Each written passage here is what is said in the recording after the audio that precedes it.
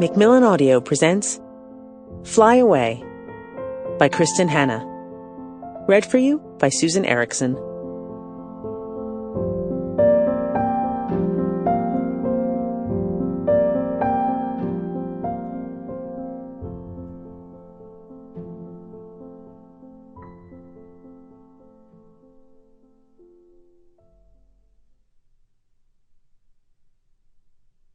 The charm, one might say the genius of memory, is that it is choosy, chancy, and temperamental.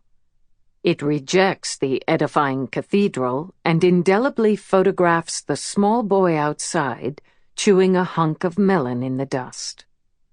Elizabeth Bowen.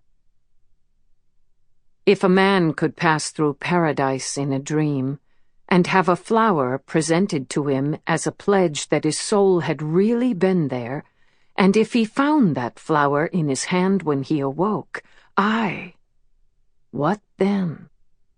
From the Notebooks of S.T. Coleridge. Prologue. She is in a restroom stall, slumped over, with tears drying on her cheeks, smearing the mascara she applied so carefully only a few hours ago. You can see instantly that she doesn't belong here, and yet here she is. Grief is a sneaky thing, always coming and going like some guest you didn't invite and can't turn away. She wants this grief, although she'd never admit it. Lately, it's the only thing that feels real.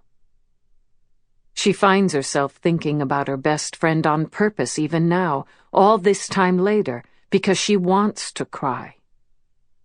She is like a child, picking at a scab, unable to stop herself even though she knows it will hurt. She has tried to go on alone. Really tried. She is trying still, in her way, but sometimes one person can hold you up in life, keep you standing. And without that hand to hold, you can find yourself free-falling no matter how strong you used to be, no matter how hard you try to remain steady.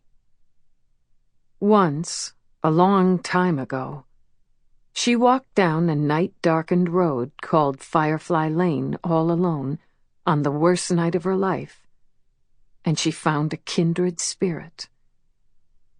That was our beginning. More than 30 years ago. Tully and Kate. You and me against the world. Best friends forever. But stories end, don't they? You lose the people you love, and you have to find a way to go on. I need to let go. Say goodbye with a smile. It won't be easy. She doesn't know yet what she has set in motion. In moments, everything will change. Chapter 1. September 2nd, 2010, 10:14 p.m. She felt a little woozy. It was nice, like being wrapped in a warm from the dryer blanket. But when she came to and saw where she was, it wasn't so nice. She was sitting in a restroom stall, slumped over, with tears drying on her cheeks. How long had she been here? She got slowly to her feet and left the bathroom, pushing her way through the theater's crowded lobby, ignoring the judgmental looks cast her way by the beautiful people drinking champagne beneath a glittering 19th century chandelier. The movie must be over.